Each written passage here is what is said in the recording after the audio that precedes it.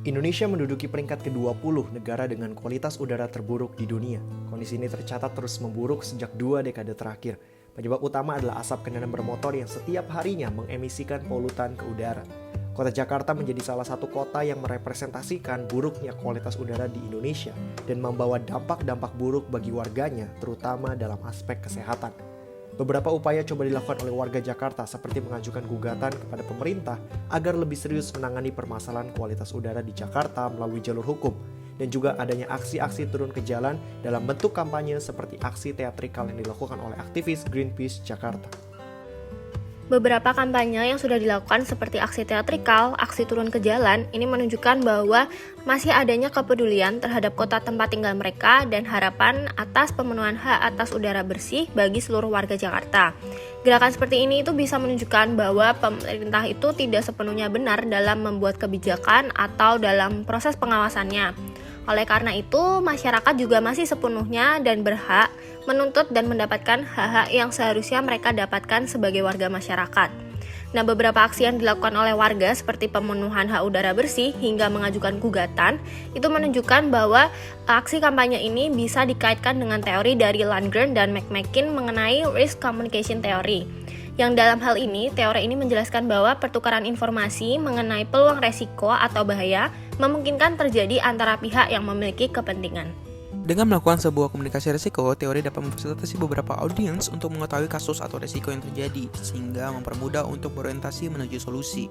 Dalam hal ini, komunikasi risiko terjadi di antara warga dan pihak-pihak yang memiliki kepentingan, serta organisasi pemerintahan kepada masyarakat yang ada di DKI Jakarta.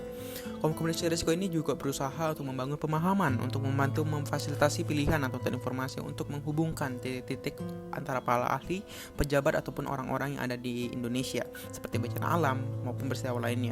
Sehingga teori komunikasi ini berbeda dengan manajemen masalah, karena manajemen masalah berurusan dengan tanda-tanda pengingatan bahwa risiko potensial itu akan datang. Terdapat beberapa cara untuk berkomunikasi dengan publik. Salah satunya adalah dengan menggunakan mental noise theory. Mental noise theory adalah cara membantu orang yang sedang mengalami kesulitan mendengar, mengingat, dan memahami pesan dengan cara memberikan pesan secara singkat ataupun bisa dengan menggunakan alat bentuk visual. Singkatnya, informasi harus dikemas dan disajikan dengan hati-hati, dan informasi disarankan tidak mengandung lebih dari 3 pesan utama. Selain itu, komunikasi verbal dan visual harus lebih ditingkatkan lagi dalam penyampaian pesan. Maka dari itu, para aktivis Greenpeace melakukan aksi kampanyenya bersamaan dengan dilayangkan sejumlah gugatan oleh warga Jakarta terkait pencemaran udara yang sudah di luar ambang batas. Para aktivis ini melakukan teatrikal di kantor Kementerian Kehutanan dan Lingkungan Hidup. Greenpeace merasa hal ini tepat dan benar untuk dilakukan sekarang juga karena berdasarkan catatan konsentrasi PM di Jakarta yaitu 2,5 sudah mencapai 4 kali lipat di atas batas aman tahunan menurut standar Badan Kesehatan Dunia atau WHO. Kampanye ini juga diikuti oleh sebagian warga Jakarta yang turun langsung ke jalan membawa spanduk bertuliskan udara bersih menggunakan hashtag Jakarta Pulih. Untuk menjawab permasalahan ini, akhirnya kami memiliki satu ide kampanye. Teknis kampanye ini dilakukan dengan cara setiap rumah memiliki minimal 1 tanaman anti polutan. Gedung besar seperti hotel, mal, kantor, dan lain sebagainya juga harus memiliki minimal 5 tanaman anti polutan. Pemerintah juga dapat menjadikan tanaman anti polutan ini sebagai tanaman hias di jalan dan tempat-tempat yang kerap kali dikunjungi oleh masyarakat. Dengan gerakan kecil seperti ini akan memberikan pengaruh yang besar kepada udara di Jakarta.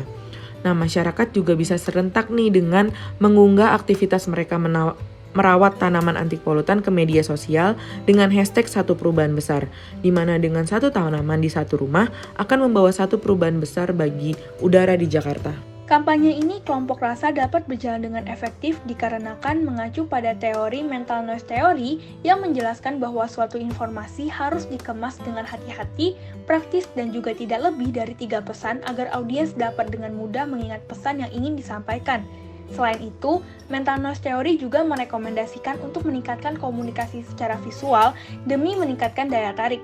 Dengan begitu, kelompok memilih tanaman anti polutan sebagai komunikasi visual yang menarik perhatian masyarakat, juga dengan 3 pesan utama yang cukup mudah diingat dan dipahami oleh audiens, yakni 1 tanaman, 1 rumah, dan 1 perubahan. Sekian presentasi dari kelompok kami. Mohon maaf jika ada yang kurang. Terima kasih.